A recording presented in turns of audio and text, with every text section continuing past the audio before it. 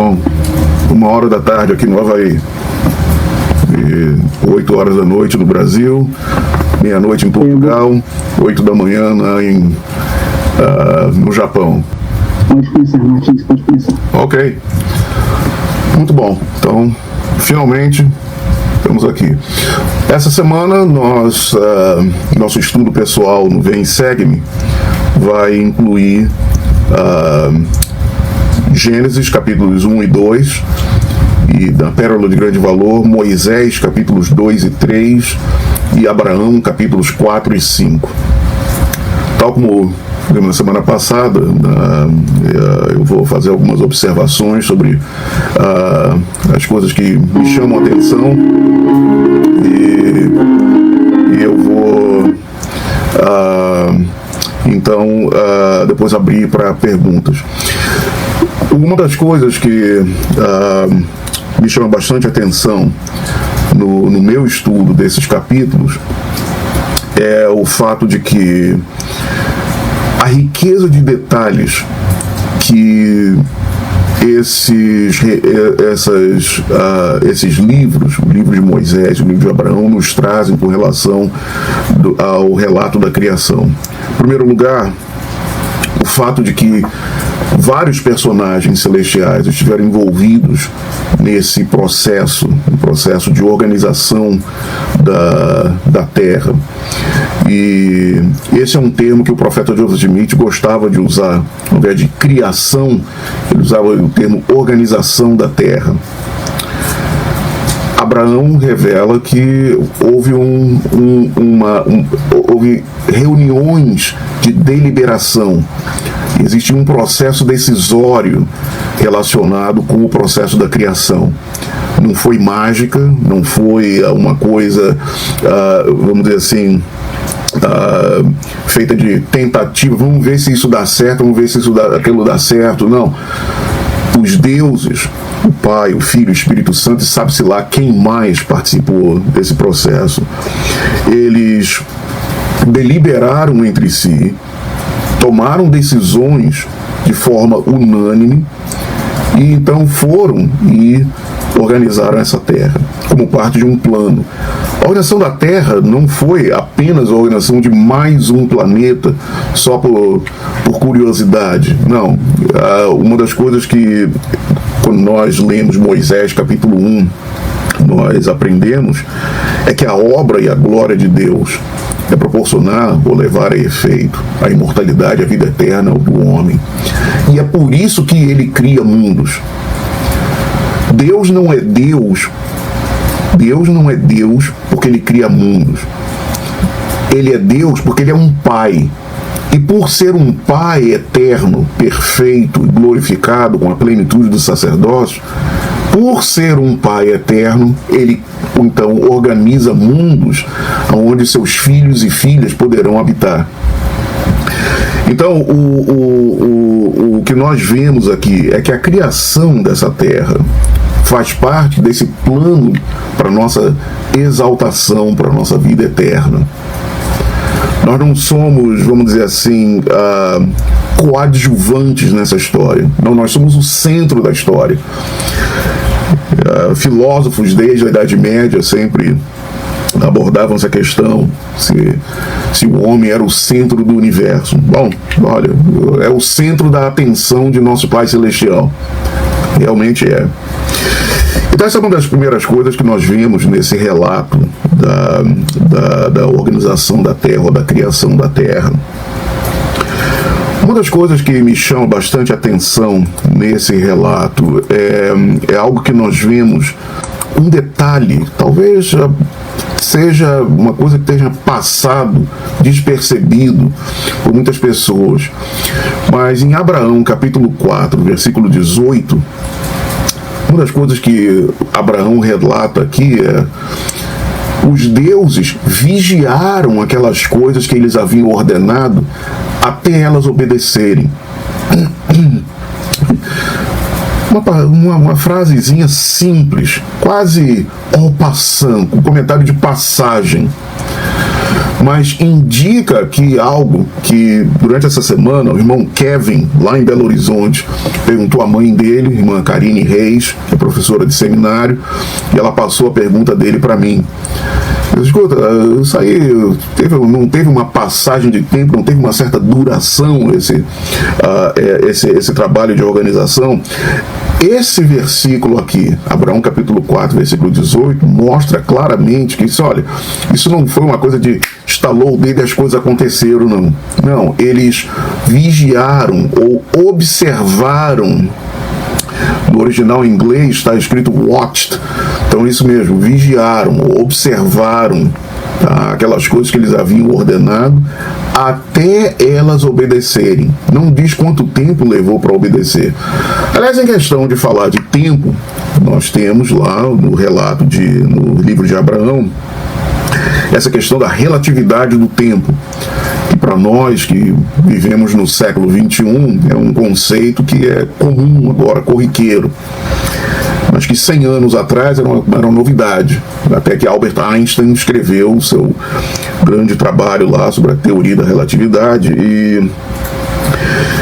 Mas é uma coisa que é importante nós lembrarmos aqui, porque isso faz parte da nossa resposta a muitas perguntas a respeito da criação e como harmonizar o relato da criação da Terra com o conhecimento científico, que é o seguinte: sim, de fato Abraão nos diz que as coisas que estavam acontecendo com Adão e Eva enquanto eles estavam no jardim estavam acontecendo de acordo com o cálculo de tempo da estrela Colobe, que é a estrela mais próxima do trono de Deus. Agora, o relato de Abraão não diz se as coisas que estavam acontecendo antes da criação de Adão e Eva, antes que Adão e Eva fossem trazidos para a terra, se aquelas coisas estavam acontecendo de acordo com o cálculo de tempo de Colobe também, ou se estava acontecendo completamente fora de qualquer cálculo de tempo, de acordo com cálculos de tempo mortais.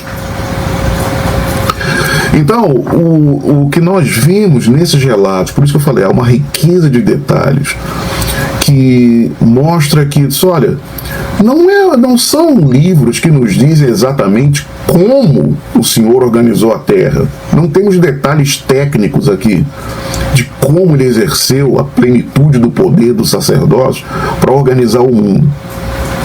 Simplesmente o relato existe para nos dizer que ele organizou o mundo e foi organizado de acordo com um plano, de acordo com deliberações, com decisões que foram tomadas entre aqueles grandes e nobres, entre aqueles deuses, unanimemente, e que foram então realizadas, executadas de forma ordenada.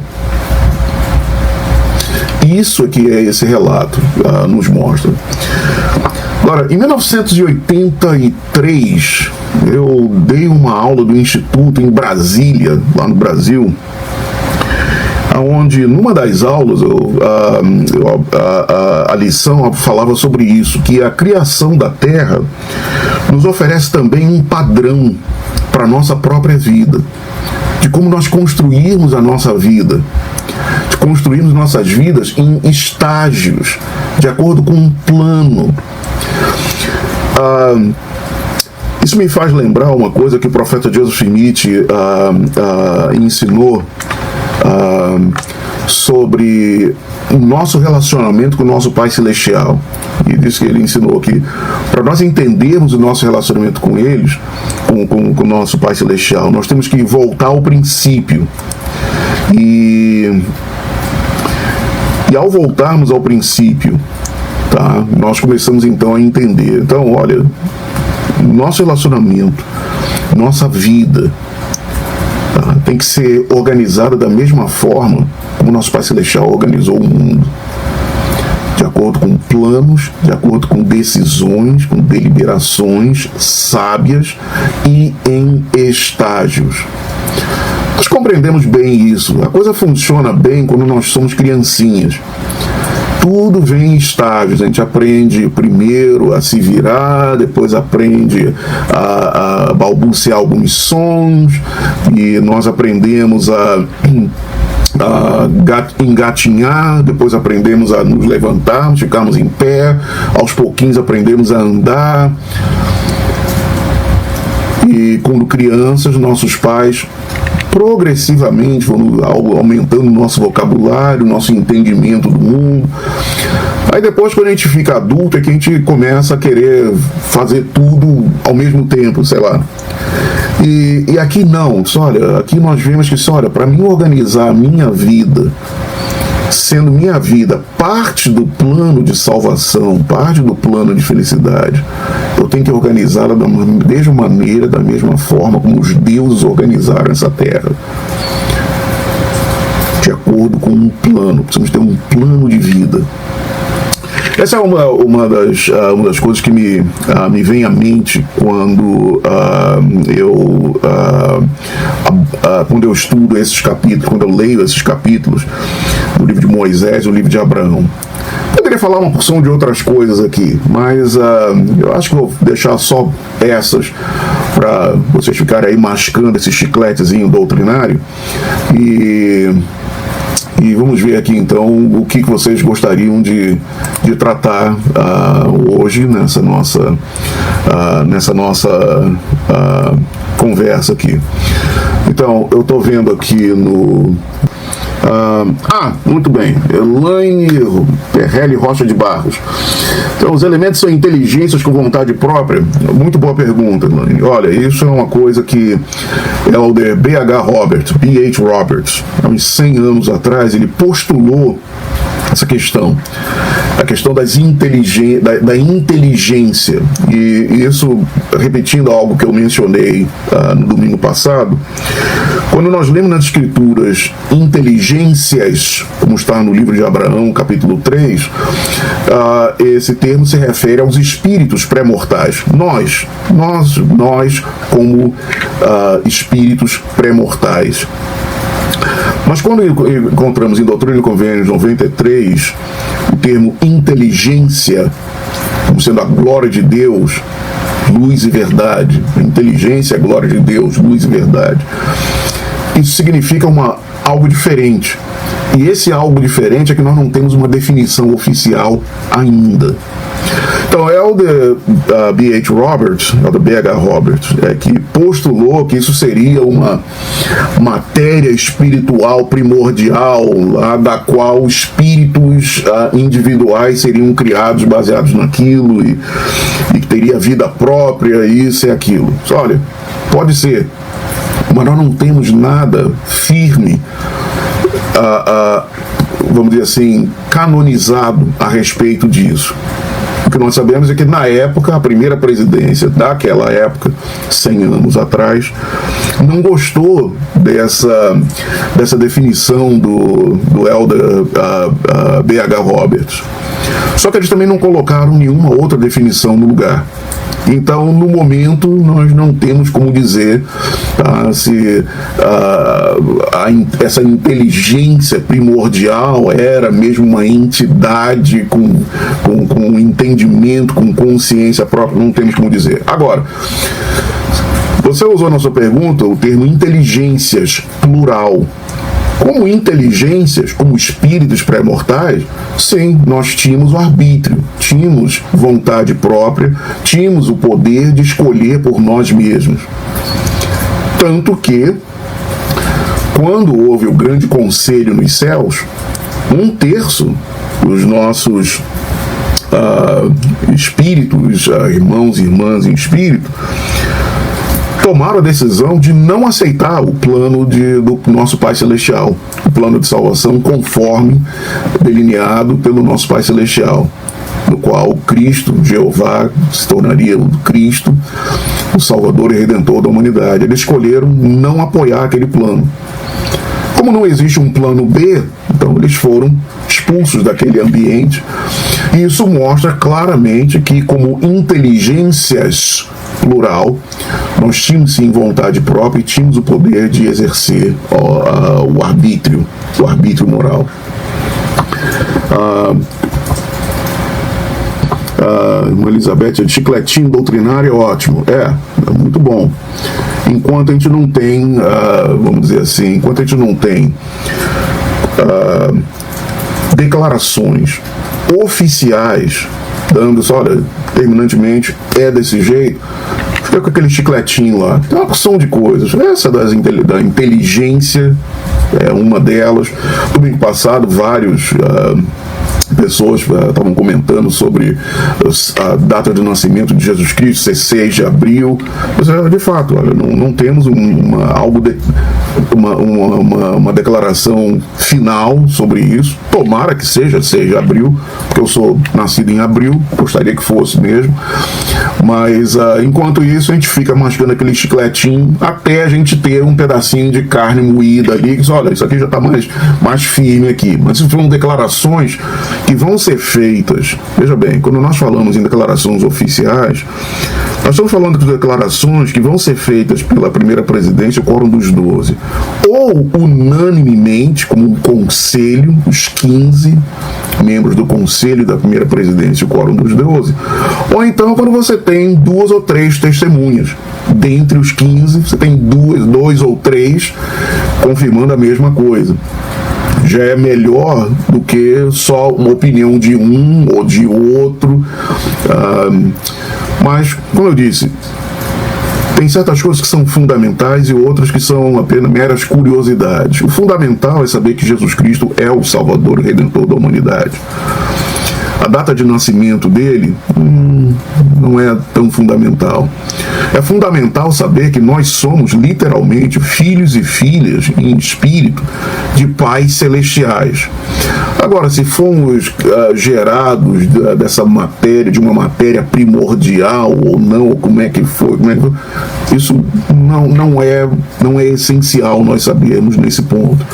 Nem sei se nossa mente mortal seria capaz de conceber, de compreender esses processos, mas tudo a seu tempo, tudo vai ser explicado, uma coisa, cada coisa ao seu próprio tempo. Muito bem, continuando aqui, Pablo Augusto Pimentel: quando Salvador foi crucificado, as rochas se fenderam e os céus escureceram. Isso tem a ver com a ligação dos elementos com o seu Criador? Olha, aparentemente sim. Ele é o Criador, e quando nós lemos em Doutrina e Convênio, seção 88, a luz de Cristo, como ele está no sol, é a luz do sol, o poder pelo qual foi feito, como ele está na luz. Estou em Doutrina e Convênio, seção 88. Eu comecei no versículo 7, falando sobre a luz de Cristo, estou lendo o versículo 7, versículo 8, versículo 9, como também a luz das estrelas e o poder pela qual foram feitas, e também a terra e seu poder, sim, a terra sobre a qual estais. E a luz que brilha, que vos ilumina, vem por meio daquele que ilumina vossos olhos, e a mesma luz que vivifica vosso entendimento. Luz essa que procede da presença de Deus para encher a imensidade do espaço. A luz que está em todas as coisas, que dá vida a todas as coisas, e é a lei pela qual todas as coisas são governadas. Sim, o poder de Deus, que se assenta em seu trono, que está no seio da eternidade, que está no meio de todas as coisas. Jesus Cristo, lembrem disso, Jesus Cristo é um ser divino. Durante o seu ministério mortal, ele era um ser divino. Lembrem sempre disso. Ele veio à Terra como um Deus, habitando num corpo híbrido, um corpo que tinha sangue e que era passível então de sofrer dores, de passar por sofrimentos e estar sujeito à morte, mas ao mesmo tempo ele tinha vida em si mesmo. Ele veio como um Deus e era um Deus. Então, quando ele se entregou como sacrifício, naturalmente, por ser um Deus, toda a criação tremeu ou estremeceu. Inclusive no livro de Mórmon, uma das coisas que foi mostrada a Nefe como parte da criação, ele diz que viriam pessoas no mundo, reis do mundo, que diriam, deixa eu ver aqui, Isso, 1 Néfio capítulo 19. Isso mesmo. Por assim falou o profeta: o Senhor Deus certamente visitará toda a casa de Israel naquele dia, uns com sua voz por causa de sua retidão, para sua grande alegria e salvação, outros com trovões e os relâmpagos de seu poder, com tempestades, com fogo, com fumaça e vapor de trevas, com o abrir-se da terra e com montanhas que serão elevadas. E todas essas coisas certamente se darão, diz o profeta Zenos, e partir-se-ão as rochas da terra por causa dos gemidos da terra. E muitos dos reis das ilhas do mar serão inspirados pelo Espírito de Deus a exclamar: o Deus da natureza sofre. O Deus da natureza sofre. Reis das ilhas do mar foram inspirados pelo Espírito de Deus a exclamar: o Deus da natureza sofre. Isso é 1 Néfio capítulo 19. Então, de fato, tem a ver com o fato de que toda a criação, tudo que existe hoje em dia, até mesmo esses meios eletrônicos que nós estamos usando aqui para nos comunicarmos agora, tudo isso está sob controle do poder de Jesus Cristo. Ele é a luz e a vida do mundo. Nós estamos usando aqui, não esqueça, Wi-Fi, redes sem fio, tudo isso é radiação eletromagnética. Radiação eletromagnética. Estamos usando o poder de Deus, uma porção ínfima do poder de Deus. Mas é o poder dele, é a luz de Cristo. É luz também. Radiação eletromagnética, luz. E usando como comunicação para transmitir imagem e áudio. Então, tá aí, irmão. Essa é um comentário que posso fazer em relação à sua pergunta, que irmão Pablo perguntando: as inteligências que seguiram Lúcifer negaram o Espírito Santo? Olha, eles negaram toda a deidade. Negaram o Pai, negaram o Filho e negaram o Espírito Santo, porque era o plano do Pai. Então, quando eles disseram não queremos esse plano, eles cortaram o seu elo de ligação com o Pai, o Filho e o Espírito Santo. Então eles estão sozinhos na natureza. Estão sozinhos. Não estão sendo... eles não estão sendo sustentados pelo poder de Deus. Estão sendo sustentados por si próprios. Pela seu próprio ventre, por assim dizer. Estão rastejando sobre o seu próprio ventre e não sendo sustentados pelo poder de Deus. E essa é a grande miséria que eles desfrutam. Eles se alijaram, eles cortaram seu elo de ligação. Veja bem, a gente fala que foram expulsos da presença do Pai, mas não esqueça que foram eles que saíram. Foram expulsos, sim, mas foram expulsos porque eles não queriam ficar lá. Eles não queriam fazer parte do plano. Então, negaram o Espírito Santo, eles negaram a deidade inteira. Negaram o Pai, negaram o Filho e negaram o Espírito Santo também. Então, agora, cuidado com essa pergunta, porque essa questão de negar o Espírito Santo é algo que é uma expressão que nós encontramos nas Escrituras em relação aos seres mortais, não a espíritos, mas em relação a seres mortais que tenham sido selados para a vida eterna e que após serem selados para a vida eterna, então saiam em rebelião, se rebelem contra Deus e saiam, declarem guerra contra Deus. Esses sim são os filhos da perdição. Isso que nós lemos em Doutrina e Convênios, entendemos bem, Doutrina e Convênios, seção 132, versículos 26 e 27. Pessoas que eram justas a ponto de serem selados pelo Santo Espírito da promessa, ou terem a sua exaltação selada a si, e depois disso se passarem para o campo de Satanás e guerrearem contra Deus e contra Cristo. Esse sim é que a expressão se refere de negar o Espírito Santo depois de o haver recebido. Muito bem. Minha cunhada, Marilane, A expiação de Cristo serviu apenas para esta terra ou para todas as criações de Deus?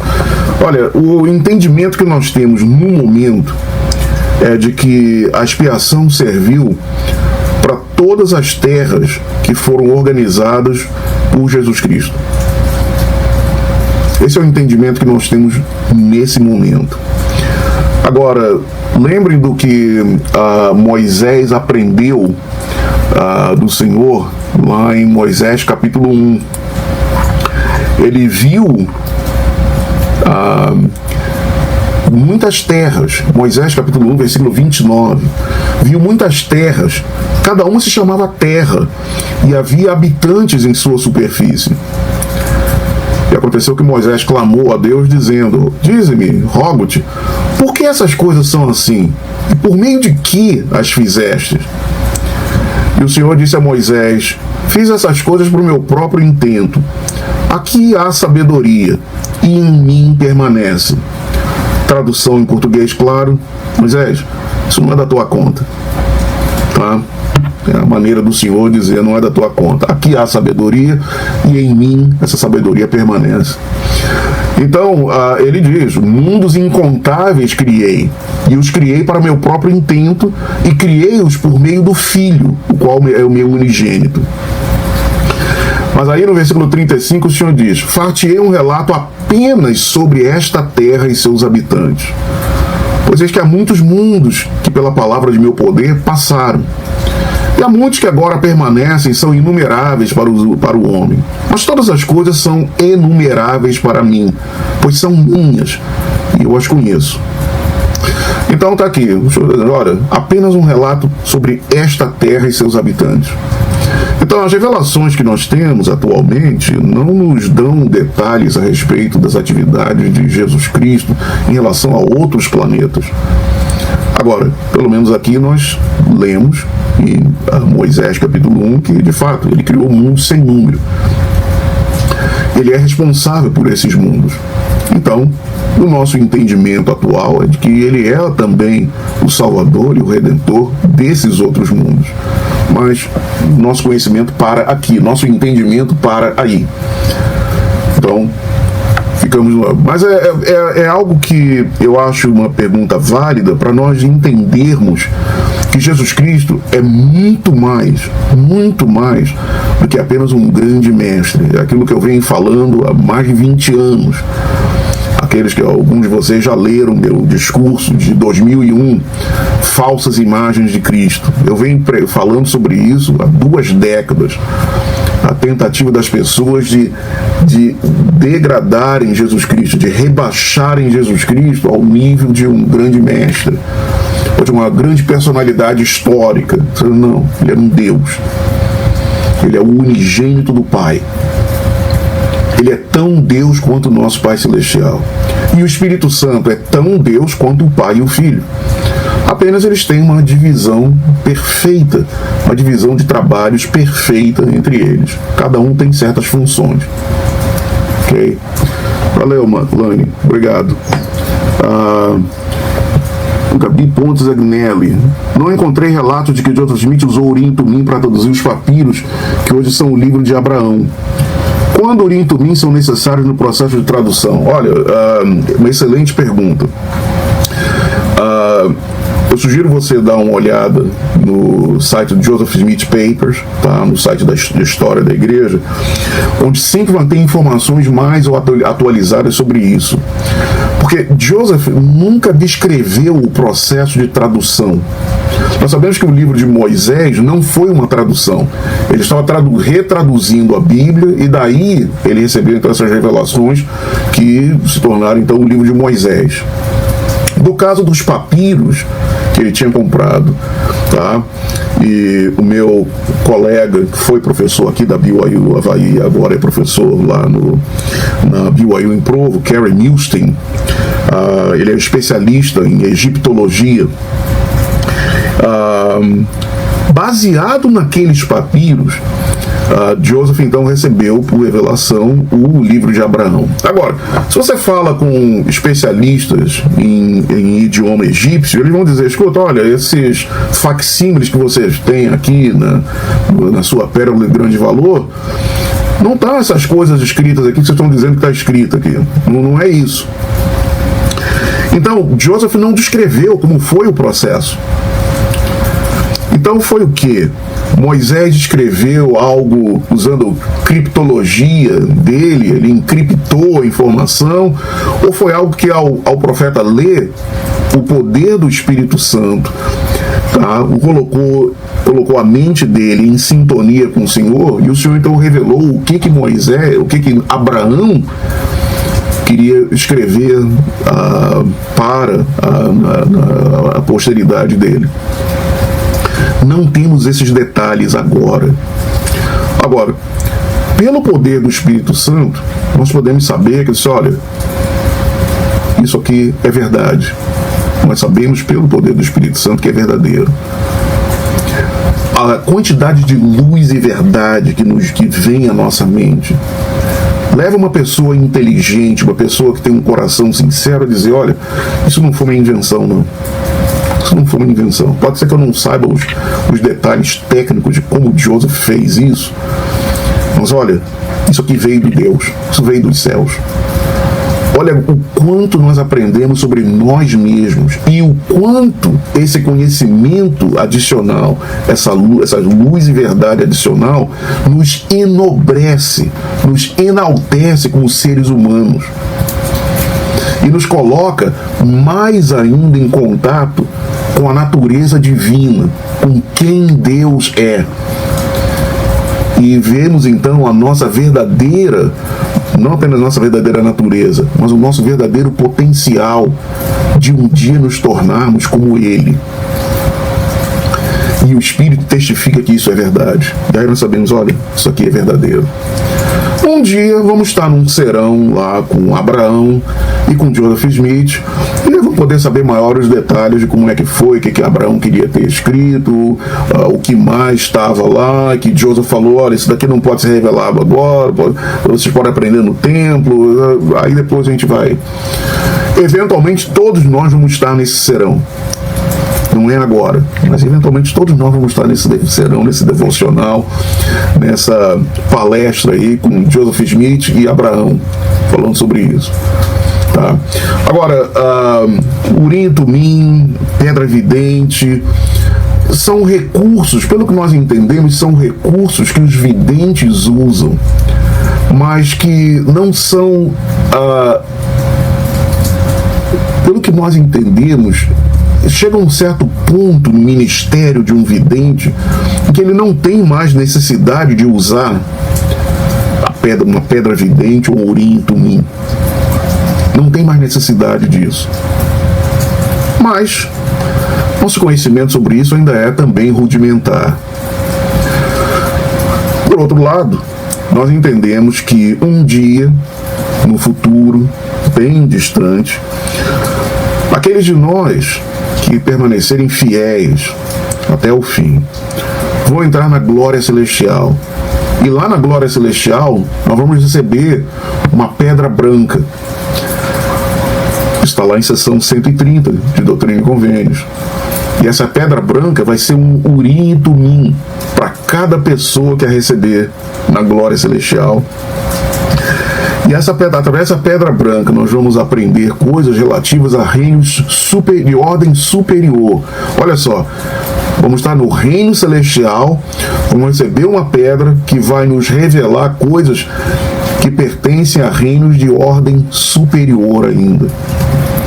Então, olha, com essa questão de pedras, isso e aquilo, olha, um bocado de coisas relacionadas a isso.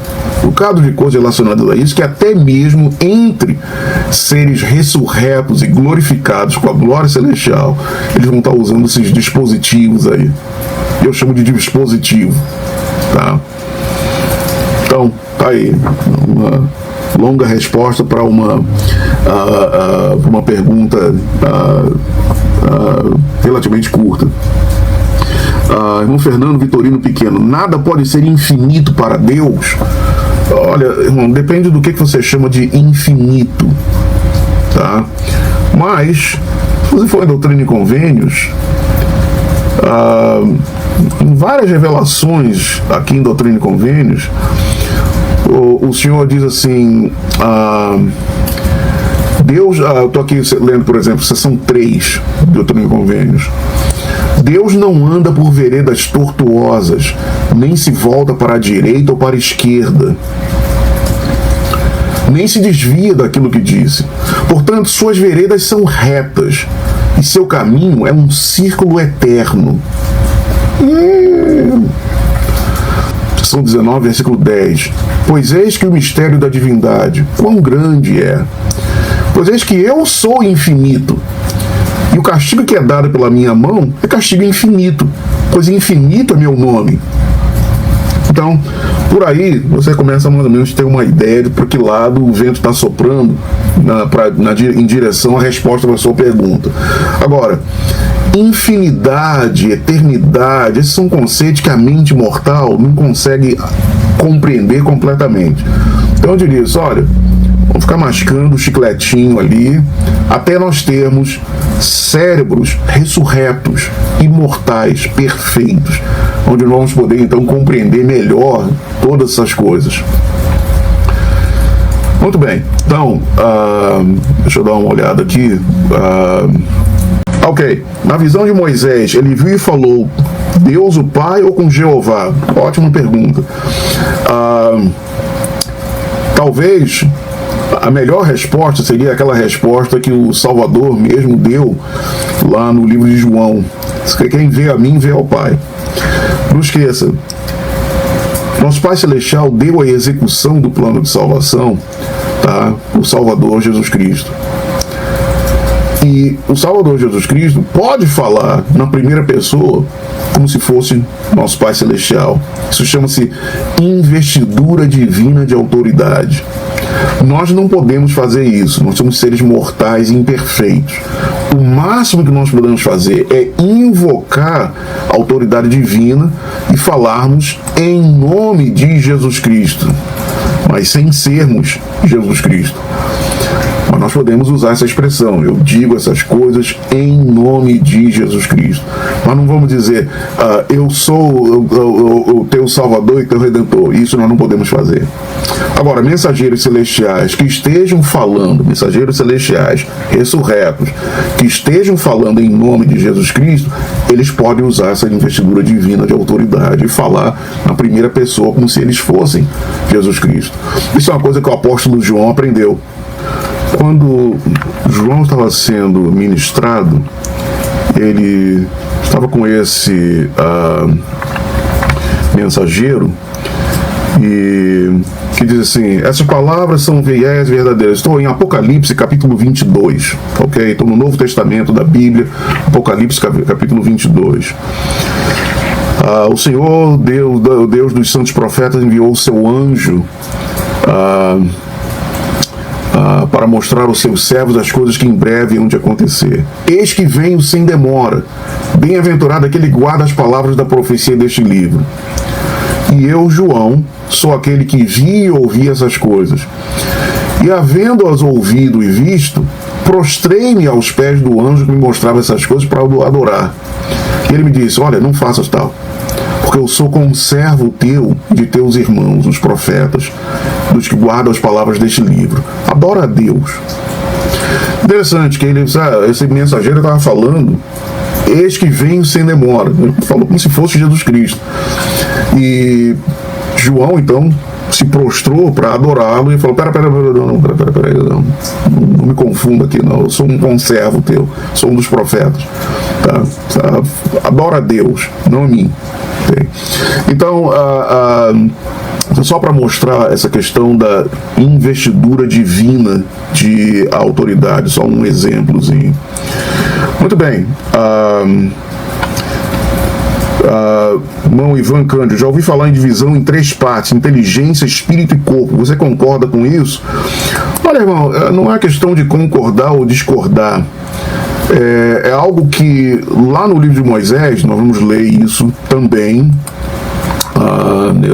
Moisés capítulo 6, na Pérola do Grande Valor.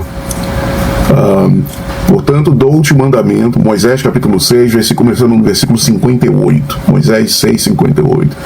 Portanto, dou-te o mandamento de ensinares essas coisas liberalmente a teus filhos, dizendo: por causa da transgressão vem a queda, queda essa que traz a morte.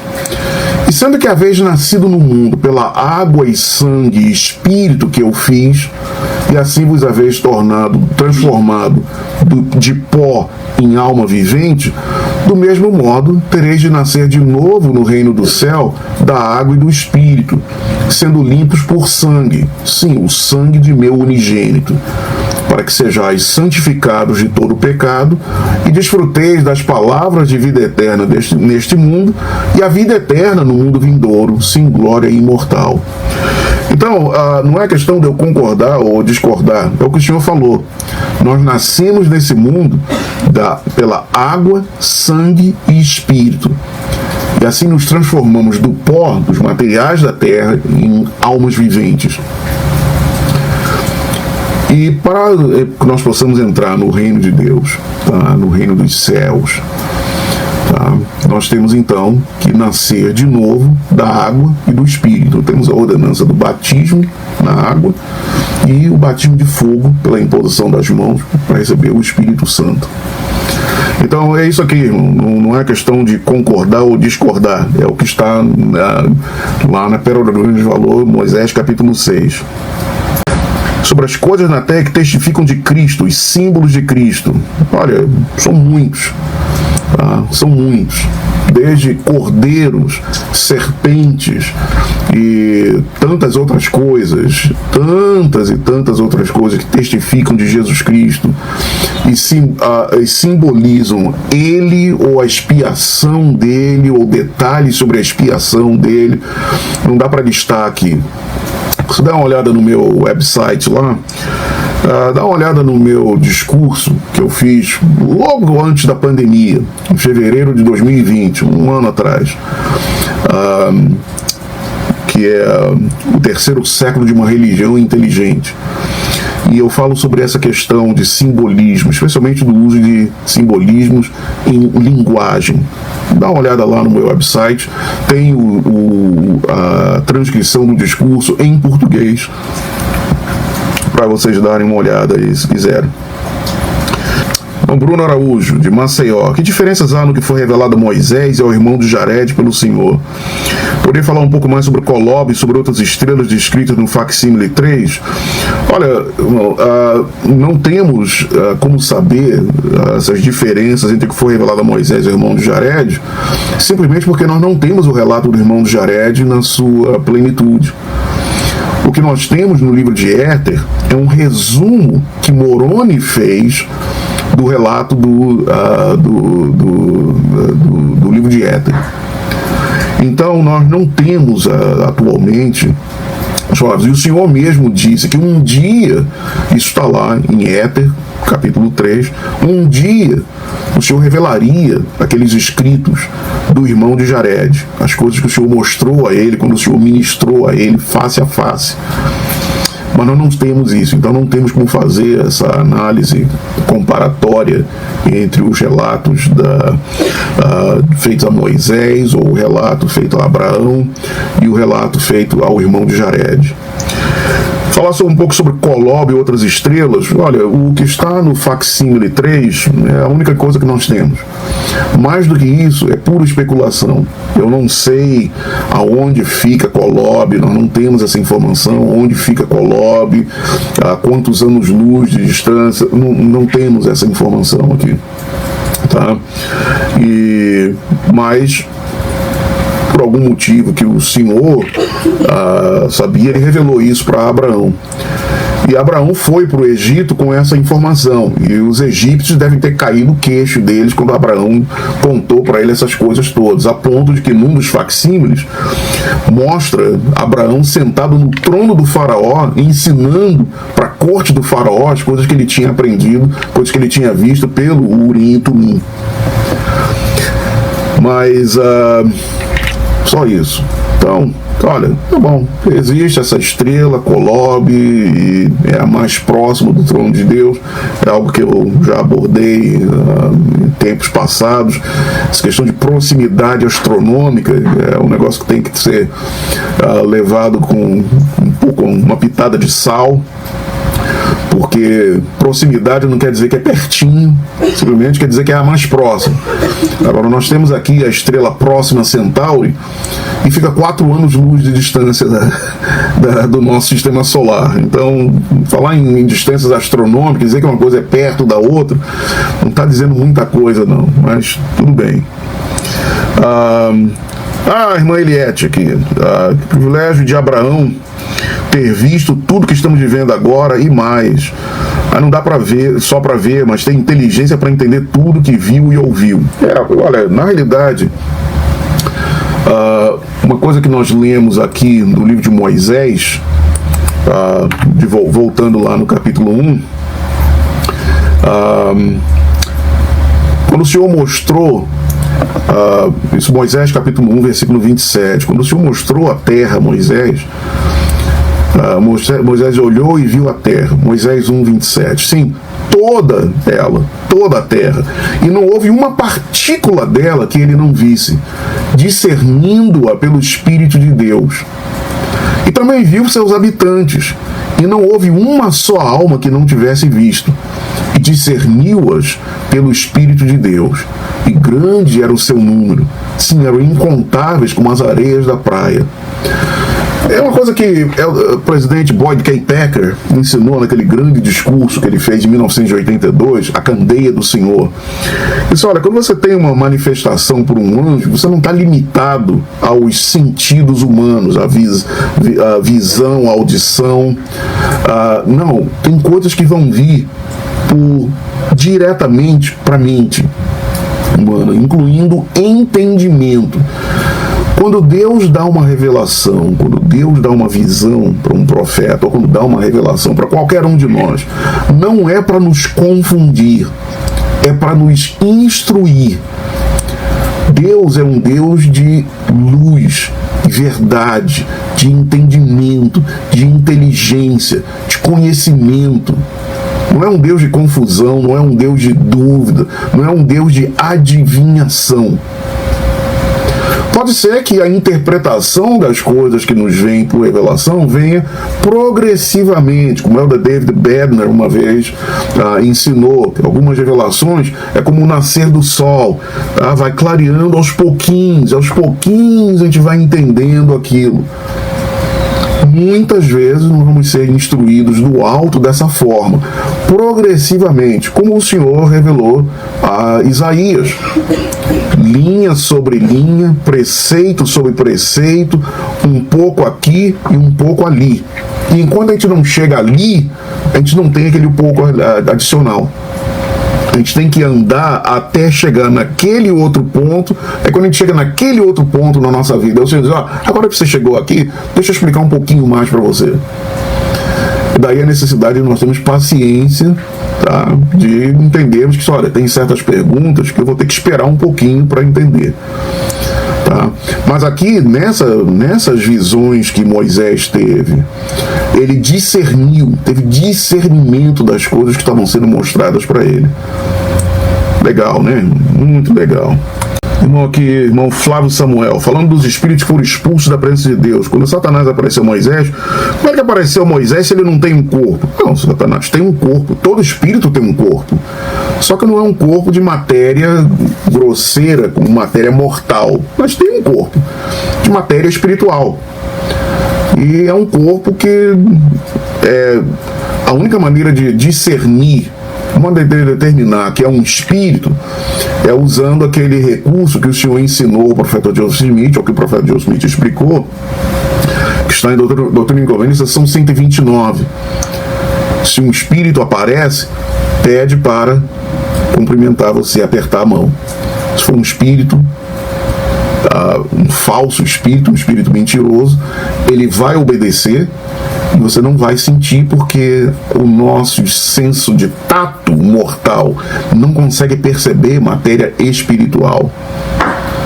Mas Espíritos têm corpos, cabeça, com olhos, com nariz, com tudo, com braços, com mão, com pé, perna, pé, tudo, todos os órgãos. A Paula P. Pratt foi um que ensinou isso. Se você for no meu website, tem lá um link para uma seleção de citações sobre o mundo espiritual. E lá tem uma citação da Paula P. Pratt a respeito de corpos em espírito. Dá uma olhada lá, se estiver interessado nisso.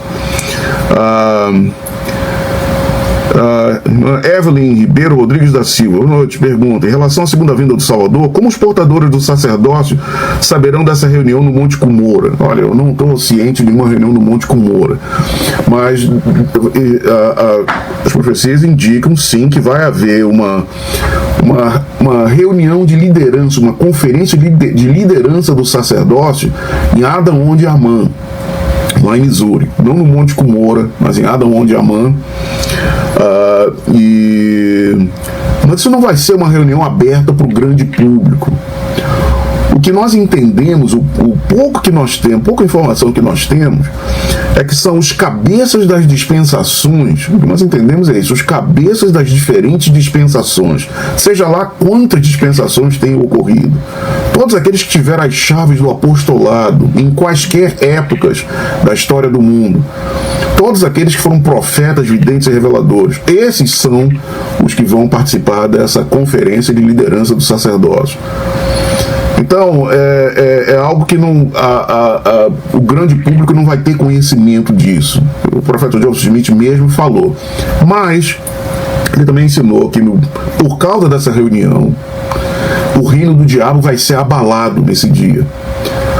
Jesus Cristo vai aparecer nessa reunião e os líderes das dispensações vão prestar sua mordomia, vão dar um relatório da sua mordomia a Adão, e Adão vai dar um relatório da sua mordomia a Cristo. E Cristo então vai ser entronizado como o Rei dos Reis, o Senhor dos Senhores, que é o papel de direito dele. No momento, Satanás usurpou esse papel. Satanás usurpou isso. Ele se acha que ele é o Deus desse mundo. Nós sabemos que ele não é. Mas o Senhor está dando corda para ele por enquanto. Mas nesse dia, quando acontecer essa reunião de liderança do sacerdócio em Adão-onde-Amã,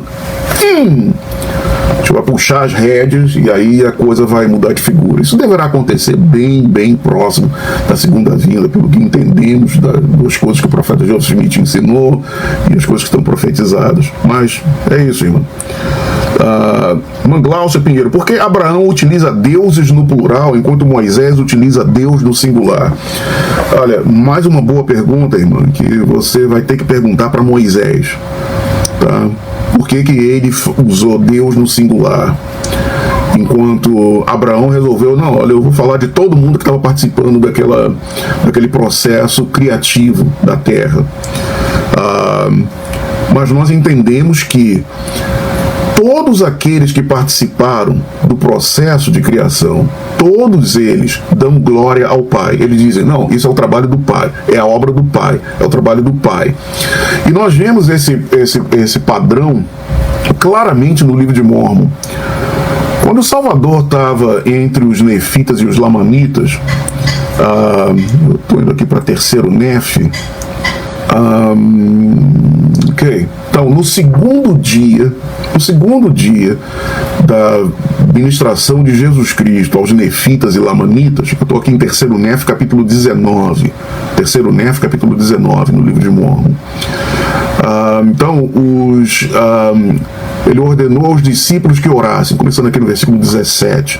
Então, os 12 discípulos se ajoelharam e oraram. Eles começaram a orar e oraram a Jesus, chamando o seu Senhor e seu Deus. E aconteceu que Jesus se afastou um pouco do meio deles e, inclinando-se até a terra, disse: Pai, graças te dou por teres conferido o Espírito Santo a estes que eu escolhi. E é por causa de sua crença em mim que os escolhi dentre o mundo. E aí pulando aqui para o versículo 22, terceiro Nef 19, 22. Pai, deste-lhes o Espírito Santo porque creem em mim. E vês que creem em mim porque os ouves. e eles oram a mim. E oram a mim porque estou com eles. E agora, Pai, rogo-te por eles e também por todos os que crerem em suas palavras, para que creiam em mim, a fim de que eu esteja neles, assim como tu, Pai, estás em mim, para que sejamos um. Interessante, os 12 discípulos estão orando a Jesus, Jesus se afasta, ora ao Pai, e basicamente ele consagra as orações dos 12 que estão sendo oferecidas a ele consagra aquelas orações para o Pai. Diz, não, Pai, é teu, é tua obra, tua é a glória, tua é a honra. E pode ser, a irmã Pinheiro, que seja isso que Moisés revelou. Olha, foi Deus, é a obra de Deus, Deus o Pai. Quem ajudou, mas é a obra dele. Enquanto Abraão, séculos antes, não esqueça, Abraão foi muitos séculos antes de Moisés, colocou, não, olha, teve mais gente aqui envolvida do que somente o pai. Teve o filho, sabe-se lá quantos mais, sabe? Ok, então tá aí. Irmã Isabel Silvana, quem Deus deseja que eu me torne? Ótima pergunta, irmã, mas você sabe a resposta disso. Ele quer que você se torne uma filha eterna dele, glorificada através do poder da expiação da ressurreição de Jesus Cristo. É isso que ele quer para todos nós. Ele quer que nós nos tornemos isso. Nós nos tornemos como Cristo, que é um junto ao Pai, e que nós possamos ser um junto com Cristo. É isso. José Ricardo Cruz Santos, a teoria do Big Bang poderia ser explicada com os relatos na Escritura em termos da criação, visto que os cientistas já afirmaram que o Big Bang não foi o início de todas as coisas? O que acham? Olha, de fato, entre os astrofísicos existe uma classe deles que eles têm problemas com a teoria do Big Bang. E olha, não é Big Bang, é Big Bang. Bang, B-A-N-G, tá? Big Bang é aquele relógio lá em Londres, aquele relógio grandão lá em Londres, que nem o relógio da Central do Brasil no Rio de Janeiro, mas é outra história. Mas, porque ele diz o seguinte, olha, a teoria do Big Bang não explica o que foi que Bang, tá? Por que Bang, tá? O que foi que explodiu? Por que explodiu? O que aconteceu antes do Bang? Não diz. Então eles só dizem, não, mas antes disso todas as leis da física desaparecem. Isso, olha, não faz. Então, olha, não temos ainda uma explicação para isso. E lembrem que as escrituras não nos dão detalhes técnicos da criação do mundo. Não nos dizem todos os detalhes da criação, todos os estágios da criação. E aí está aí o irmão Fernando Pinheiro, professor Fernando Pinheiro, lá em Maceió, me perguntou se os dinossauros iam estar nessa live. Eu disse, olha, eu não convidei os dinossauros para estar aqui. Eu sei que professora doutora Lilian Berquist, lá da Universidade Federal do Rio de Janeiro, está aqui porque eu vi o nome dela em algum lugar aqui. Mas, olha, o que acontece é o seguinte, olha, os instrumentos, as ferramentas científicas que nós temos não detectam o poder do sacerdócio, não detectam matéria espiritual, detectam apenas a matéria mortal. Então, baseado nas evidências coletadas com os instrumentos científicos que nós temos, tá? Criou-se então essas teorias sobre a criação do mundo, a criação da Terra, a evolução da Terra e dos seres vivos. É uma teoria. Foi assim mesmo que aconteceu? Olha, pode ter sido uma forma ainda mais elevada do que isso, mas as ferramentas, os instrumentos que nós temos no momento não nos deixam perceber que outra forma teria sido. Então o júri ainda não pode sair para deliberar sobre isso daí. Nós temos que aguardar mais informações, tanto mais informações científicas, como revelações mais detalhadas. E no momento, me parece que o Senhor não está muito interessado em nos dar informações mais detalhadas sobre a criação do mundo. No momento, me parece que a prioridade dele é ter um povo justo, um povo santo, um povo que se esforça para guardar os mandamentos de Deus, um povo que recebe ou recebeu ou está se preparando para receber as ordenanças da casa do Senhor, um povo que seja um povo obediente. Essa é a prioridade do Senhor. Não nos dizer exatamente de que jeito, com quantos paus ele criou o mundo, não é isso que ele está interessado agora. Ele vai nos dar esse conhecimento sim, porque ele nos deu um cérebro. A glória de Deus é inteligência, luz e verdade. Naturalmente nós temos a curiosidade de saber. Essa curiosidade de saber é algo divino. É mais uma evidência de que nós somos realmente filhos e filhas do Altíssimo. Nós queremos saber como é que ele fez isso, como é que ele operou esse milagre. Queremos saber. Mas no momento não é uma prioridade para ele nos dar essa informação. A gente aguarda. Ok? A irmã Durvalina Domingos Siqueira: depois que ressuscitarmos, nos tornaremos logo deuses ou necessitamos de mais processos para conseguir chegar a esse mais alto grau? Pode explicar isso, por favor? Não, irmã, eu não posso explicar porque eu não cheguei lá ainda, tá? Agora, é aquele negócio. Nós vamos ter 1000 anos para aprender uma porção de coisas quando nós estivermos fora desse mundo, lá do outro lado do véu, na terra pós-mortal, no mundo espiritual. Sabe lá quantos cursos nós vamos ter que fazer para aprender uma porção de coisas? Eu já começo a dizer, olha, eu não lembro como é ser um espírito. Como é que um espírito funciona? Como é que o corpo de um espírito funciona? Então eu imagino que quando eu chegar lá no mundo espiritual, vou ter que aprender, vou ter que fazer aula de biologia espiritual 101, anatomia e fisiologia espiritual 101. Para que eu possa ter um corpo ressurreto e saber como usar um corpo perfeito ressuscitado, eu vou ter que aprender também anatomia e fisiologia do corpo ressurreto 101 e a biologia do corpo ressurreto 101. Vou ter que aprender, vou ter que fazer essas aulas para aprender essas coisas. Então, olha, depois que ressuscitar, não esqueça, a gente vai receber, tá? Quando entrar lá na glória celestial, vamos receber aquela pedra branca, ok? Doutrina e Convênios, sessão 130, tá?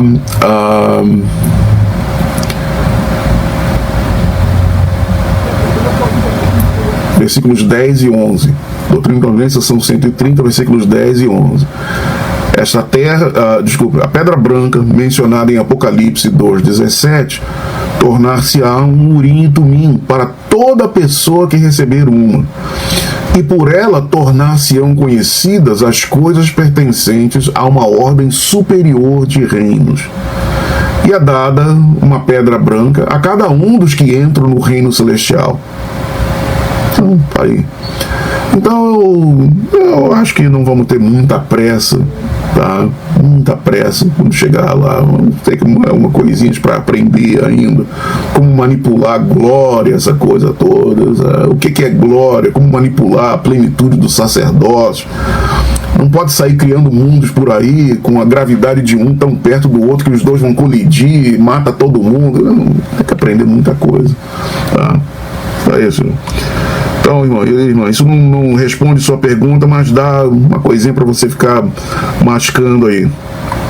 O grande Torres, o que se refere à maldição de Noé, seu filho Cão. Grande Torres, olha, na realidade, o que nós entendemos disso daí, Torres, é o seguinte, é que você tem que ver o relato que está lá em Gênesis e também o relato que está nos livros apócrifos, tá? E o que os livros apócrifos dizem é o seguinte, tá? Noé possuía uma vestimenta, uma vestimenta, tá? Que ele usava por debaixo da roupa dele. Que vestimenta essa que tinha sido dada a Adão e Eva no Jardim do Éden. E lá nos livros apócrifos diz que essa vestimenta, esse garment em inglês, a palavra é garment, na tradução em inglês, tinha a fragrância do paraíso. E quem usasse essa vestimenta adquiria poderes sobrenaturais. O que os livros apócrifos dizem é que é o seguinte: Canaã, neto de Moisés, um dos filhos de Cão, quando Noé estava bêbado, ele roubou aquele garment, fez uma cópia e passou a usar aquela cópia. E passou a dizer para as pessoas que ele tinha os poderes, porque ele estava usando aquela roupa. Então Noé, quando recobrou a consciência, diz lá nos livros apócrifos, e soube do que Canaã tinha feito, ele então, Noé, amaldiçoou Canaã, não Cão, amaldiçoou Canaã, dizendo: então você tentou roubar o sacerdócio, então você não vai ter o sacerdócio, acabou. Nem você, nem teus filhos. Fim de papo. Então, é isso que está nos livros apócrifos. Agora, é aquele negócio.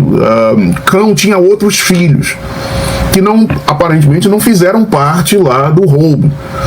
Então, aparentemente, Cão tinha outros filhos que não foram amaldiçoados com relação ao sacerdócio. E Canaã foi, o irmão deles foi, e aquilo. O irmão não sofre por causa do pecado do outro, né? O filho não sofre pelo pecado do pai, o pai não sofre pelo pecado do filho, e um filho, uma filha não sofre pelo pecado do irmão, da irmã. Então, tá aí. Muito bem. A irmã Edgar Helder Silva: qual relação de poder do unigênito quando Moisés expulsa Satanás, mesmo quando ainda não ocorreu a expiação? Bateu na janela do céu agora e quero ver o que tem aí dentro. Pois é. Tem uma musiquinha do... enfim, deixa pra lá. Então, meu irmão Silva, dá uma olhada aqui no livro de Mórmon. Tem que agradecer pelo livro de Mórmon. Uma maravilha. Aqui, ó, espetacular. Do livro de Mosias, capítulo 16, é o testemunho do profeta Abinadi. Ele disse uma coisinha interessante aqui. Olha só, presta atenção no tempo verbal aqui, no tempo do verbo. Mosias 16, 3. Mosias 16, 6. E agora, falando-se de coisas futuras, como se elas já houvessem acontecido, se Cristo não tivesse vindo ao mundo, não poderia ter havido redenção. Interessante que na tradução em português eles inverteram o versículo. No inglês está escrito: se Cristo não tivesse vindo ao mundo, se Cristo não tivesse vindo ao mundo, falando-se de coisas futuras como se elas já houvessem acontecido, não poderia ter havido redenção. Os tradutores aqui, eu sei que isso aqui é uma das coisas que eu sei que não fui eu que traduzi isso daqui, porque eu não teria feito isso, eu teria deixado como estava no original, mas tudo bem. Então, olha, Abinadi está se referindo a algo aqui, tá, que o profeta Joseph Smith ensinou, que é o seguinte: antes da criação da Terra, o Pai, o Filho e o Espírito Santo fizeram um convênio entre eles três, que dizia respeito a tudo que iria acontecer aqui na Terra. Por isso que as Escrituras se referem a Cristo como o Cordeiro, tá? O Cordeiro que foi oferecido desde a fundação do mundo. Cristo já havia sido designado para ser o unigênito do Pai, para ser o Redentor do mundo, o Salvador do mundo, antes da criação dessa terra. Então, tudo que acontecia nessa terra, tá? Todas as bênçãos que homens e mulheres fiéis recebiam, tá, vinham por meio do poder de Cristo, porque ele era um Deus e já na pré-existência ele já havia sido designado como um Deus, como o Salvador e Redentor. Isso indica pra gente uma coisa interessante. Quando Jesus foi para o jardim do Getsemane, tá? Isso o profeta Samuel Lamanita, lá em Elamã, capítulo 14, ele dá mais ou menos uma pincelada de leve nisso daí. Cristo não podia falhar, ele precisava morrer, ele tinha que morrer, porque por milhares de anos, homens e mulheres fiéis estavam contando com aquele sacrifício expiatório, estavam recebendo as bênçãos já, tá? Muitas das bênçãos que advinham da expiação, o fato de poderem ser batizados, de poderem receber o Espírito Santo, de poderem orar a Deus em nome de Jesus Cristo. Todas essas bênçãos eles estavam participando. O fato de poderem oferecer ordenanças, incluindo sacrifícios, e serem abençoados por essas coisas. Tudo isso era resultado da expiação que ainda iria acontecer milhares de anos depois. Então, essa passagem aqui, em Osias, capítulo 16, versículo 6, onde Abinadi, 150 anos antes do nascimento de Cristo, ou 180 anos, quase 200 anos antes da expiação, ele estava tratando da expiação usando o verbo no passado.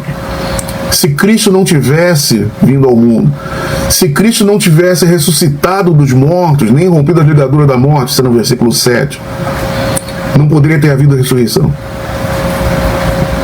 Ele já está tratando isso como feita accompli, como fato consumado, muito embora Cristo nem tinha nascido ainda. Então é assim, irmão, tá? Jesus Cristo era o unigênito do Pai, ele era o Salvador, o Redentor do mundo, desde antes da fundação do mundo. Então, por isso, Moisés podia falar em nome de Jesus Cristo e expulsar Satanás. Muito bem. A Ana Paula Nobre fazendo mais um comentário aqui nesse versículo de Abraão 4,18, fala que os elementos, tanto planetas ou estrelas, assim, qualquer coisa física, foi criada espiritualmente e é eterna.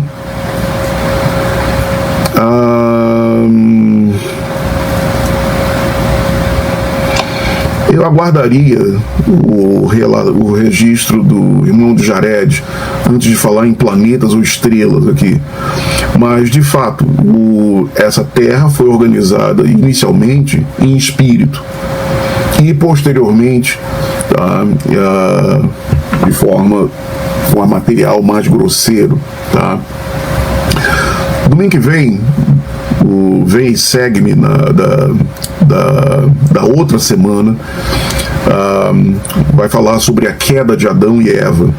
E vamos falar um pouquinho mais sobre essa questão de matéria decaída, essa coisa toda. Então, na nossa live da semana que vem, eu provavelmente vou abordar alguma coisa aqui que vai ser relativa a isso. Muito bom. Eldoranderson Albuquerque, Belém do Pará. Sabemos que tudo foi criado por Deus. Contudo, na ocasião em que Satanás tentou enganar Moisés, ao ser desmascarado, fez tremer e estremecer a terra. Até que ponto Satanás tem poder sobre as criações de Deus? Não esqueça, tá? Olha, lembra do que aconteceu lá no jardim, que nós vamos ler para outra semana, tá? Que é o seguinte: o Senhor organizou a terra, colocou Adão e Eva, deu a terra para Adão e Eva, tá? Fez deles senhor e senhora da terra, de todas as coisas sobre a face da terra, dado ao ponto que o Senhor mandou os animais passarem diante de Adão, e Adão deu nome aos animais, mostrando que Adão era inteligente. Ele deu nome aos animais, e o nome que Adão deu aos animais é o nome que ficou, tá? Ele era o senhor da terra. Ele era o Deus da terra. Agora, isso. Alma capítulo 3, versículo 27. Alma capítulo 3, versículo 27.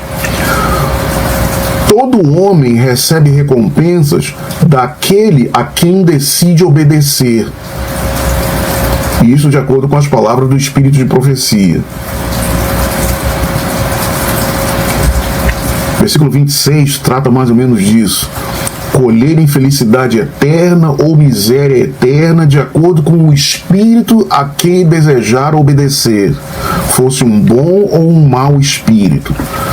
Então, o Senhor organizou a terra, colocou Adão e Eva, deu a terra para eles, tornou Adão e Eva senhores da terra. Aí vem Lúcifer e diz para ele: eu quero que vocês comam desse fruto.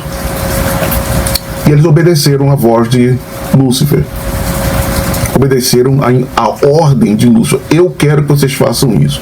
Ao fazerem isso, eles, ao obedecer a Lúcifer, eles se tornaram sujeitos a ele. Ok? E é daí que Jesus Cristo se torna o nosso Redentor. Ele vai lá e nos resgata de Satanás. Ele nos compra de volta. Ele diz, olha, leva a mim e deixa eles irem. Então Jesus Cristo sofreu todos os horrores que Satanás poderia infligir a ele e venceu. Venceu tudo. E agora nós fazemos convênio com ele, tá? Nós fazemos convênios com Jesus Cristo, de que vamos obedecer à voz dele. E daí você vê a importância de nós sermos fiéis, obedientes, e não dar meia volta, não voltar atrás, né? Como a mulher de Ló que voltou atrás lá, olhou para trás. Não, olha, uma vez que nós somos resgatados do diabo e fazemos convênios com Cristo, você pode fazer convênio com Cristo, agora eu vou brincar de roda ali com o diabo, vou dançar ali um passinho ali com o diabo. Não dá. Ok? Então, com isso, Satanás se apoderou da terra, porque Adão e Eva eram os senhores da terra e ele se tornou senhor de Adão e Eva. Então, tudo aquilo que era de Adão e Eva passou a ser dele. E ele usurpou o poder sobre a terra. E o Senhor deixou. O Senhor deixou. Quando o templo de Belém for dedicado, tá, e você puder ir mais vezes ao templo, tá, preste atenção lá na narrativa, tá? Vou ficar por aqui. Só isso, tá? Só isso. Não vou falar mais nada, não. Tá? Mas ele falou, eu vou pegar as coisas todas que estão aqui e vou fazer das minhas. Fazer poucas e boas aqui. Porque ele tinha usurpado. Ok. Voltando aqui para o Facebook. Irmão Júlio César, Jó, capítulo 2, versículo 1 a 3, vemos o Senhor conversando com Satanás. Como é isso se ele foi expulso de sua presença? Como ele poderia suportar a sua glória? Podia explicar esse ponto? Mas olha, você já viu isso. O Senhor anda por aí e Satanás anda por ali. E às vezes calhou de estar no caminho ali, só tá. E aí teve aquele diálogo ali, tá?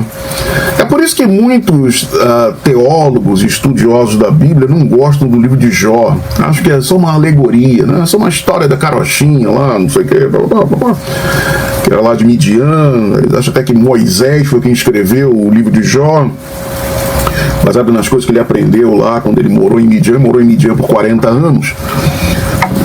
Mas o Senhor se refere a Jó nesses últimos dias. Lá na cadeia de Liberty, quando o Senhor fala para o profeta Joseph Smith, ele menciona Jó. Então nós sabemos que Jó existiu, porque o Senhor se refere a ele. Então aquilo, olha, conversar, pode conversar, é um espírito. É um espírito, é um filho de Deus ainda. E quando se esbarram aí numa esquina dessas aí, o que tá fazendo aí, o caboclo? Eu tô aí zanzando por aí, fazendo das minhas, não sei o que. Tá bom. Tudo bem. Ok? Mano, se Jesus Cristo é o Salvador dos mundos criados por Ele, plano de salvação inimigo comum se estende a esses mundos? Provavelmente não, irmão. Mas a gente não pode afirmar, tá? Porque nós só temos um relato dessa terra. Só temos um relato dessa terra e das coisas que aconteceram nessa terra, incluindo as coisas que aconteceram quando estava no Jardim do Éden. Coisas que aconteceram em outras terras, nós não temos conhecimento delas, o Senhor não nos revelou. Então, o que nós podemos dizer? No momento, nada. Tá? Mas não existe necessidade de um diabo para que o plano de salvação seja levado adiante.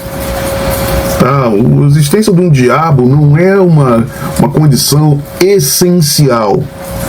Aconteceu no nosso caso, no caso do nosso mundo, mas não é essencial. Tá? Nós já temos as fraquezas naturais da carne, os apetites, as paixões, os desejos, apetites e paixões do corpo mortal, que se nós prestarmos total atenção a eles, tá, vão cada vez mais nos fazer menos sensíveis aos desejos, aos sentimentos do espírito. Então, o que acontece é que nós temos as coisas normais do corpo humano mortal. Agora, o que acontece é o seguinte: qual é o papel de Satanás, então? Ele é o papel de insuflar insurreições, ou de inspirar insurreições. É, isso mesmo, vai lá e faz. É, você está sentindo? É isso mesmo, vai lá, faz, bebe, fuma, cheira, faz isso, faz aquilo. Você quer? Deus te criou desse jeito, não foi? Ele não te deu esse corpo? Vai lá, se diverte, coma, beba, divirta-se. Amanhã você vai morrer, tudo bem, Deus ama todo mundo vai para o céu no final. Então é isso que ele faz. As tentações dele são simplesmente dele tentar influenciar os seres humanos mortais a fazerem mau uso dos seus corpos mortais. Corpo mortal que ele nunca vai poder ter. Satanás nunca vai poder ter, os seguidores dele nunca vão poder ter um corpo mortal. E eles então, como o Elder Bednar falou, que é a suprema ironia do plano de salvação, eles que nunca vão ter corpo, tentam nos convencer a fazer mau uso do nosso corpo. Então, é isso. Pode haver sim um plano de salvação sem um diabo. Tá? O ser humano tem um cérebro. E o ser humano é criativo. O ser humano é criativo. O sujeito olha ali, aquela folhinha ali, tá aí, ó, se eu pegasse ali, fizesse ali, pegasse, bater ali e tal, não sei o que, fizer aquilo ali, ressecar, fazer um pozinho daquilo ali, tacar um foguinho, não sei não, acho que ia ser interessante. O ser humano pode fazer todo tipo de coisa. Não precisa de um diabo para fazer álcool, para fazer fumo, para fazer drogas. Não precisa. A criatividade humana já seria suficiente para isso. Mas, como eu disse, isso é uma coisa que está fora do âmbito do plano de salvação. Tá? Irmã Evelyn Silva, na sua opinião, ainda temos tempo para podermos nos preparar mais para a vinda do Salvador? Olha, irmã, nós temos tempo para nos preparar mais para a vinda do Salvador. É só basta nós que seguimos os conselhos e orientações dos profetas atuais vivos e aquilo. Agora, nós temos um profeta, o presidente Russell M. Nelson, que vem dizendo aí que, olha, a hora está chegando, o tempo está se esgotando, faça o trabalho agora, tá, de se arrepender, de se refinar, porque o tempo está se esgotando. Então, olha, não sei se tem tanto tempo assim não, viu? Mas fica de olho nos profetas, ouvindo os conselhos dele, ouvindo as orientações dele. O presidente Nelson é um que tem usado as mídias, várias mídias, para se comunicar com o povo da igreja. Ele nem sempre espera conferência geral para falar para o povo. Ontem mesmo, 1º de janeiro de 2022, ele deu algumas ideias para as pessoas. Olha, vocês que pensam em fazer resoluções para o ano novo, olha aqui umas ideias para vocês. Tá? Enquanto a gente estiver com um olho no padre e o outro na missa, nós vamos estar bem. Tá? Fico ouvindo direitinho o que os profetas, videntes e reveladores, os 15, estão ensinando, e fica de olho nas coisas, nos programas que eles estão incentivando. Essa é a missa, entre aspas, aqui. Tá? O que eles estão dizendo e os programas, as atividades que eles estão enfatizando. Quando tivermos assim, não está bem. Tá? E não precisamos nos preocupar com quanto tempo falta. Tá? Não temos que nos preocupar. Podemos dormir sossegados. Enquanto estivermos alinhados com os profetas, videntes e reveladores, nós não precisamos nos preocupar com a data da segunda vinda de Cristo. Tá? Gostei aqui. Irmã Sueli Pilar falando para outra irmã: relaxa, irmã. Muito bom. Ok, deixa eu ver aqui. Irmã Sandra Ferreira: sempre penso em que no que o Senhor vai me pedir sobre as oportunidades que me concedeu aqui na terra em preparação para esperá-lo. Tá bom, ok. Eu também penso nisso. Agora, duas passagens de Doutrina e Convênios que eu anotaria aí, irmão, tá?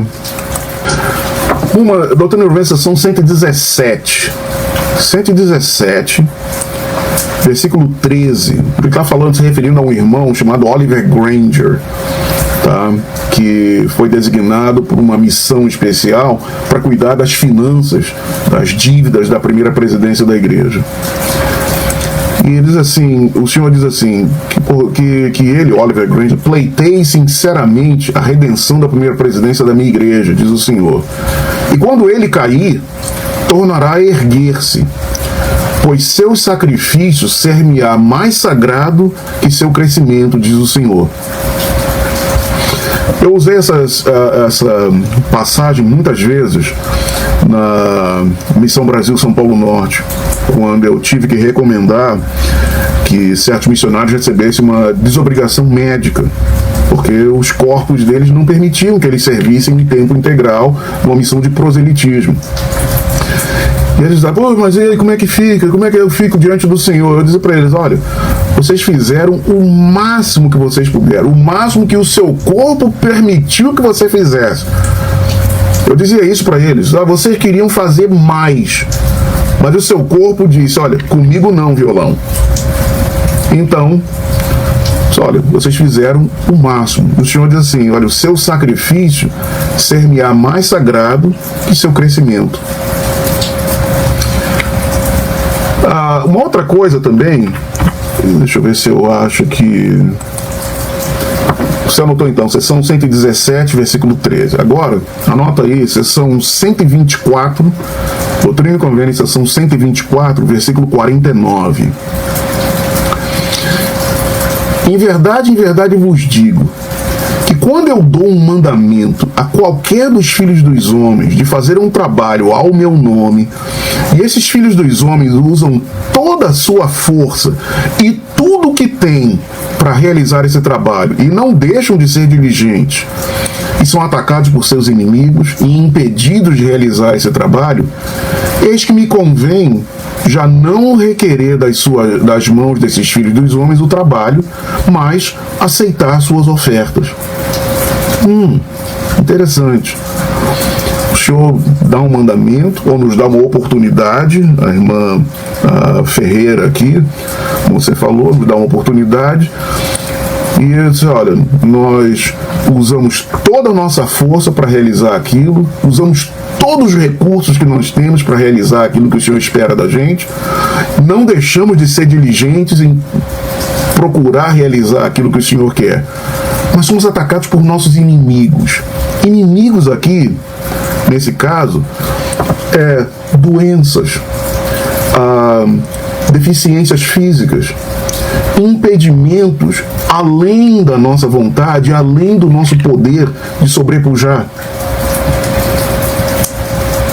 São atacados por seus inimigos e impedidos de realizar esse trabalho, me convém não requerer das mãos desses filhos dos homens o trabalho, mas aceitar aquilo que eles conseguiram fazer, aceitar suas ofertas, aquilo que eles conseguiram fazer, ainda que de forma imperfeita e incompleta, o Senhor aceita. Então, irmã, por causa da expiação de Jesus Cristo, podemos dormir sossegados. Se nós fizemos o melhor que nós pudemos, com todos os recursos que estavam à nossa disposição, diligentemente, honestamente, e ainda assim não conseguimos, por razões além da nossa capacidade, além do nosso poder, o Senhor vai aceitar aquilo que nós pudermos, aquilo que nós tivermos conseguido fazer, ainda que incompleto. Podemos dormir sossegados aí, irmão. Que bom, né? Irmão Marco Antônio Cortez, em quanto tempo Adão ficou no Jardim do Éden? Ótima pergunta, nós não sabemos, tá? Abraão nos diz que as coisas que estavam acontecendo lá no jardim estavam acontecendo já com o cálculo de Kolob. Então, se Adão ficou 2 dias, seria equivalente a 2.000 anos terrestres mortais. Se ficou 3 dias, seria equivalente a 3.000 anos terrestres mortais. Não sabemos quanto tempo Adão e Eva ficaram no Jardim do Éden. Tá? A irmã Jane Carvalho: já que Cristo foi o criador de tantas terras, por que ele nasceu nesta terra? Muito boa pergunta. 2 coisas. Em primeiro lugar, lembra que lá no livro de Moisés, eu mudei a escritura aqui na minha tela agora, mas no livro de Moisés, o Senhor revelou a Enoque que de todas as criações dele, de todos os mundos que ele criou, esse aqui era o mais iníquo. Isso lá em Moisés, capítulo 7, na Pérola de Grande Valor. Agora olha só, 2 Nef, capítulo 10. Tá? 2 Nef, capítulo 10, versículo 3. Portanto, como vos disse, é necessário que Cristo, e isso é Jacó ensinando, ok? Jacó, Nef achou que o ensinamento era tão bom que botou nas placas dele. Então, Jacó ensinando. Portanto, como vos disse, é necessário que Cristo, pois na noite passada o anjo informou-me que este seria o seu nome, venha aos judeus, aos que são a parte mais iníqua do mundo, e eles crucificarão. Pois assim deseja nosso Deus. E nenhuma outra nação na terra crucificaria seu Deus. Porque caso seus grandes milagres se dessem em outras nações, eles se arrependeriam e saberiam ser ele o seu Deus. Mas por causa de artimanhas sacerdotais e de iniquidades, os de Jerusalém, daquela época, endurecerão a cerviz contra ele para que seja crucificado. Então tá aqui, nós estamos aqui na terra que é a mais iníqua, tá? O presidente Brigham Young uma vez fez essa declaração: olha, de todas as terras que Deus criou, não existe nenhuma que tenha maior grau de trevas e ignorância e de iniquidade do que essa daqui. E ele estava fazendo um comentário pessoal baseado em no que o Senhor disse a Enoque lá no livro de Moisés, né, para o Grande Valor. E aqui então Nef diz, olha, aquela era a única, aquela geração que estava lá em Jerusalém 2.000 anos atrás, era a única geração, o único povo que teria a capacidade de crucificar o próprio Deus a quem eles adoravam. Tá aí. Então por isso que ele nasceu nessa terra.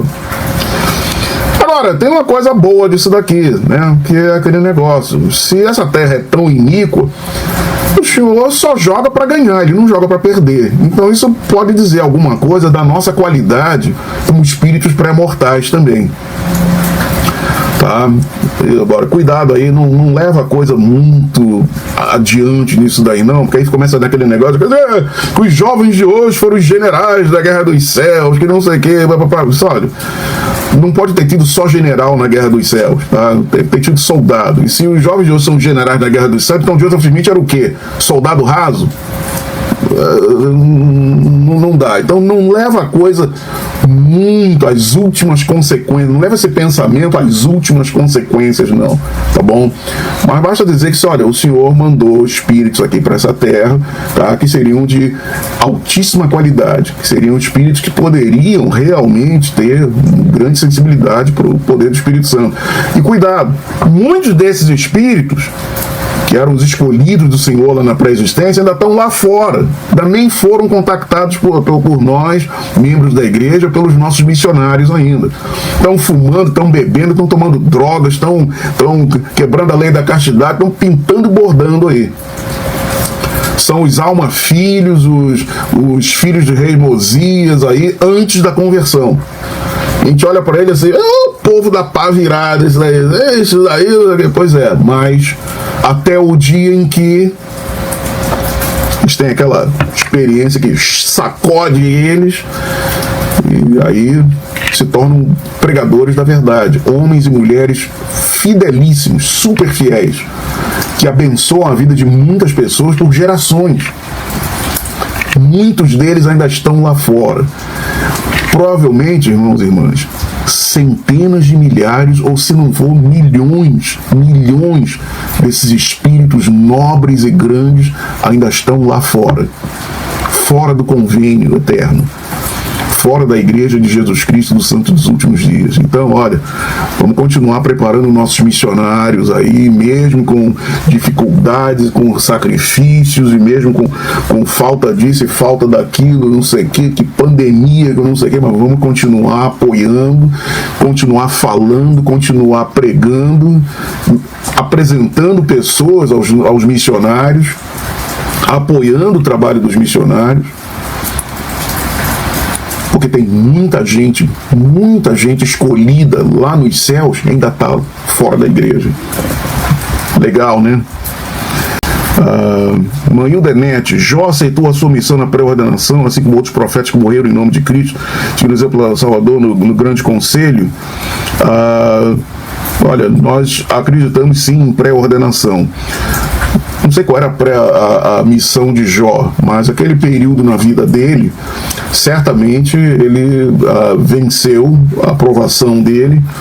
Agora, se ele foi pré-ordenado a sofrer aquilo, esse é um detalhe que as escrituras não nos dizem.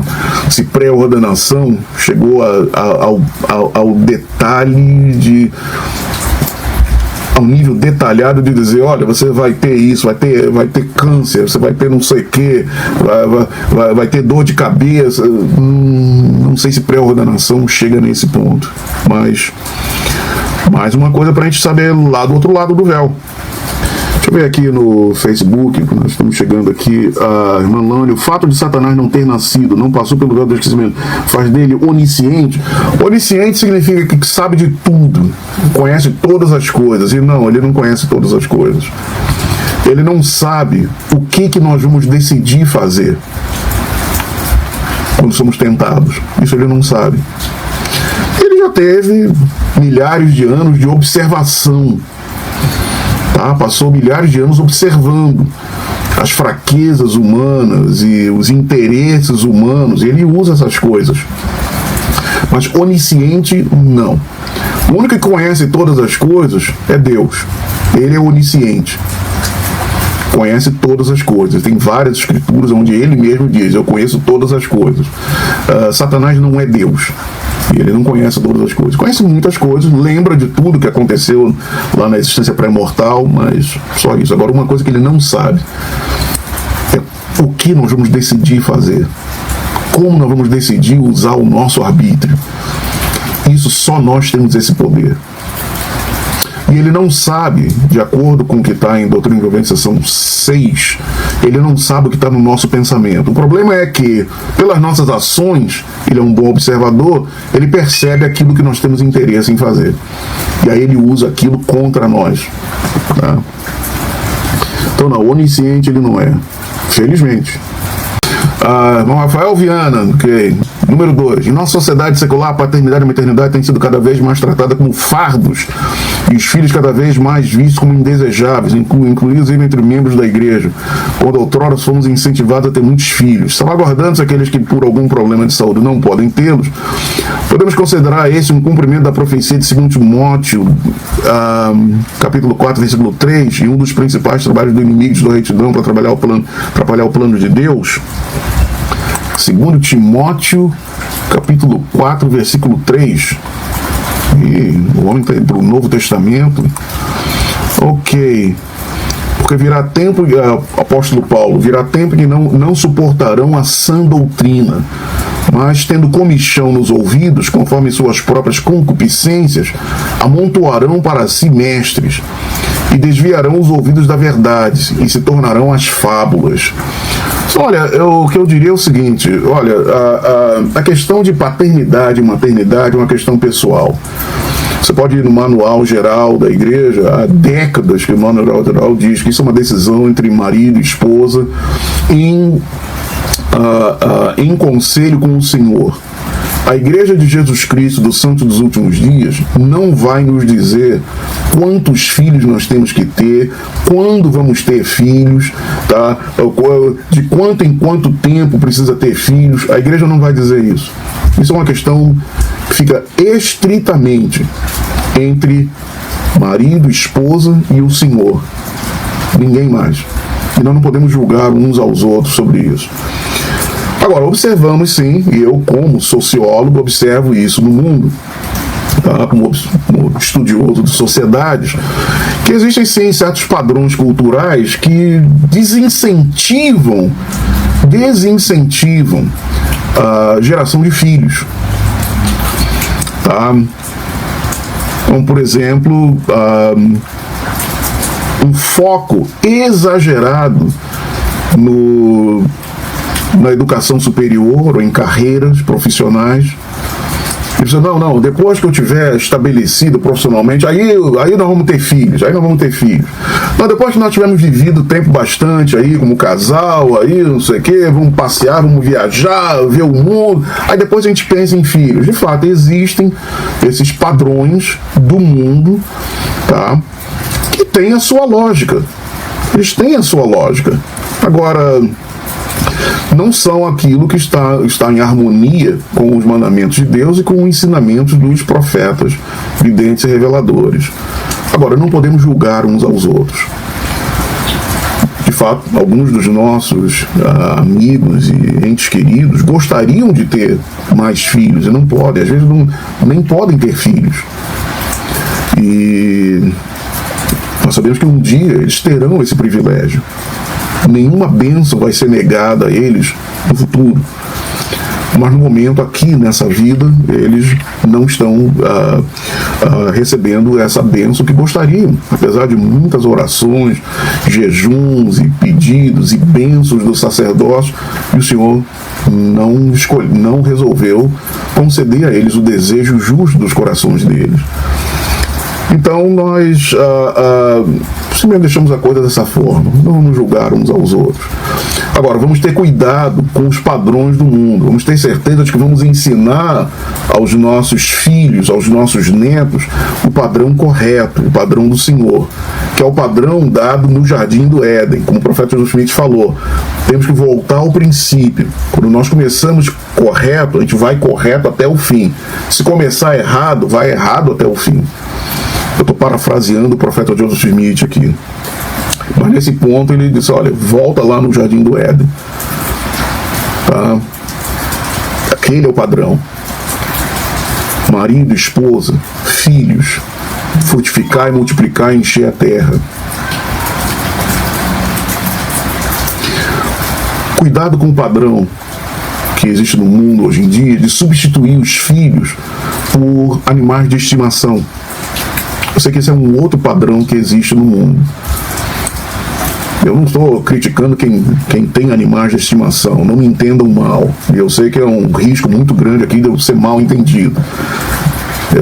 Ontem mesmo recebi lá um tapa na cara virtual lá de um antigo amigo meu que viu as coisas que eu falei lá sobre em maio de 2021, que eu falei sobre maio de 2020, quase 2 anos atrás. Ainda estão me dando dor de cabeça lá por causa disso daí. Pois é, você está defendendo o comunismo. Eu não estou defendendo comunismo nenhum. Nunca fui comunista, nunca fui esquerdista e continuo dizendo isso. Então, eu falar aqui de animais de estimação, pode ser que alguns aí fiquem feridos aí, quando ofendidos, não sei o quê. Não estou querendo ofender ninguém, não. Só estou dizendo, olha, existe um padrão no mundo hoje em dia que é, olha, não precisa ter filhos. Basta ter um pet, tá? Tem um gatinho, tem um cachorrinho, não precisa ter filho. Tá bom, você dá amor para aquele cachorro, amor para aquele gato, e tá bom ali, é muito bom, é sua família agora, é seu filhinho. É um padrão que existe no mundo. Eu estou aqui com o pessoal no Facebook. Esqueci de ligar o meu iPad na energia. Ele está me dando aqui um sinal de bateria baixa. Eu disse, olha, eu estou dizendo o seguinte, olha.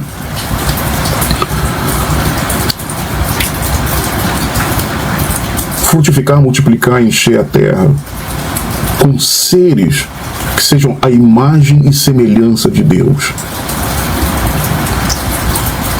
Essa foi a primeira missão que foi dada a Adão e Eva, a primeira designação que foi dada a nossos primeiros pais, Adão e Eva. Frutificar, multiplicar e encher a terra com com seres que são a imagem e semelhança de Deus. São só isso. Podem ter seus pets, podem ter seus gatos, seus cachorros, seus papagaios, seus periquitos, o que for, lagartixa, o que for, não tem problema. Só lembre que eles nunca vão substituir filhos e filhas aos olhos de Deus. Ok? Só isso. Agora pode xingar se quiser. Professora doutora Lilian Berquist, você já comentou sobre a criação espiritual anterior à criação física, se falar de Moisés, capítulo 2, versículo 5. Essa criação espiritual ocorreu durante cada um dos dias, criação espiritual e depois física, ou foi anterior? É uma pergunta, e antes de terminar. Perdão, Moisés 3:5. Olha, Lilian, excelente pergunta. Excelente pergunta. E eu gostaria de ter, tá? Eu gostaria de ter 2 registros aqui para verificar isso. Um era as placas de latão. Como é que está o relato da criação nas placas de latão, que eram as escrituras que os nefitas e os lamanitas tinham. E, logicamente, o relato da criação que foi registrado pelo irmão de Jared, no livro de Éter, que nós não temos. Nós temos o resumo que Moroni fez do livro de Éter, mas não temos o livro de Éter. Então, antes de responder essa pergunta, eu gostaria de ler esses registros, e nós não temos esses registros ainda. Então, essa é uma das muitas perguntas que eu tenho sobre a criação. Aquela criação dos dias, olha, não sei, aquilo ali, nem sei, como eu falei 2 horas atrás, nem sei se aquilo ali aconteceu de acordo com o cálculo de tempo de Kolob. Poderia ter acontecido de acordo com nenhum cálculo de tempo, na eternidade, sem tempo. E o próprio relato da criação também. Então, olha, pode sim, pode ter levado milhões de anos, pode ter levado milhões de anos, pode, sem problema nenhum. Bilhões, tudo bem, não tem problema. Enquanto nós não tivermos registros, não podemos, registros adicionais, não podemos dar uma resposta definitiva para essa pergunta. Em Moisés 1:33 diz que Deus criou mundos incontáveis. Mas 1:34 diz que Adão foi o primeiro homem de todos os homens, ou seja, não havia vida humana nos outros mundos até Adão ser criado. Olha, quando Moisés viu os outros mundos, ele disse que viu habitantes lá. Tinha habitantes. Agora, lembra, o Senhor falou que estava dando para Moisés apenas um relato sobre esta terra. Então, nesta terra, Adão foi o primeiro homem. Nesta terra. Ele não está falando das outras. Nessa terra. Isso é um detalhezinho que o livro de Moisés deixa bem claro. Olha, eu estou dando as coisas, o Senhor está dando as relativas a esta terra onde você está. Muito boa pergunta, obrigado. Bom, Duarte, aprendi recentemente, estudando no aula Vem Segue, que podemos identificar Lúcifer da seguinte maneira quando ele apareceu Moisés. Moisés perguntou: onde está a tua glória para que te adore? Ele não tem brilho. Então a luz de Lúcifer não brilha. Então é uma outra maneira de identificar um anjo do mal, se é que posso chamar de anjo.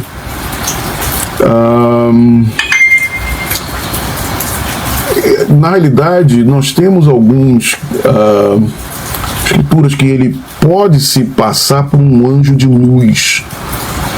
É que acontece que algumas horas antes, Moisés tinha visto o Senhor. Tá? Algumas horas antes de Satanás vir falar com Moisés, Moisés já visto o Senhor. Imagine se Moisés não tivesse visto o Senhor. Moisés disse que Satanás parecia ter com alguma coisa parecida com glória. Moisés fala, Moisés capítulo 1, versículo 15: bendito seja o nome de meu Deus, pois seu espírito não se apartou completamente de mim. Por outro lado, onde está a tua glória? Porque para mim é treva, e posso discernir entre ti e Deus. Então, ele apareceu lá como um anjo de luz, e algumas escrituras falam sobre isso, que o diabo pode aparecer como um anjo de luz, mas é aquilo, quem viu a verdadeira luz de Deus sabe distinguir, mas quem não viu tem que tomar cuidado para não ser enganado. Irmã Érica Strasburger, lá de Taquara, Rio Grande do Sul.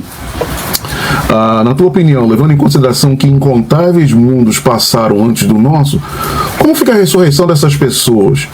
Elas teriam que aguardar a ressurreição de Cristo nessa terra? Opa, muito boa pergunta também, muito boa, gostei, a irmã Érica aí. Olha, Cristo, nós entendemos que foi as primícias da ressurreição, então entendemos, baseado nisso, que, olha, ele teve que ser o primeiro a ser ressuscitado, e depois todo mundo foi ressuscitado, ressuscitou, todo mundo que estava esperando a ressurreição, ressuscitou depois dele. Agora, mais uma vez, nos outros mundos, nós não temos informação. Não temos informação sobre os outros mundos, e a gente não pode ficar especulando demais, porque pode num dia, no futuro, a gente ver que me machuquei ali, falei besteira. E eu não quero falar besteira. Às vezes falo, mas é porque, olha, no calor do momento, falando extemporaneamente, às vezes a colocação de uma palavra não é ideal, isso e aquilo, tá, tudo bem, tá? Vamos então encerrar aqui agora nossa live. Agradeço a participação de vocês, as perguntas excelentes, comentários que alguns de vocês fizeram também em resposta a alguma dessas perguntas. Tudo bem, olha, não tem problema nenhum. E agora, olha, durante essa semana aí o seu estudo, tem muita coisa a mais, muita coisa boa ainda para ser entendida, compreendida e descoberta durante o seu estudo pessoal. E aí converse então com os seus irmãos e irmãs no domingo, nas suas reuniões, nas suas alas e ramos, tá? E imagino que talvez tenha algumas perguntas adicionais aqui na minha página, aqui no Facebook. Eu coloco respostas posteriormente para vocês, hoje à noite ou amanhã. Eu respondo a essas perguntas que não tive tempo de abordar. Mas, mais uma vez, obrigado.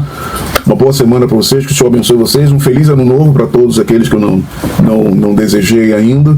Que o Senhor abençoe a todos. Até logo.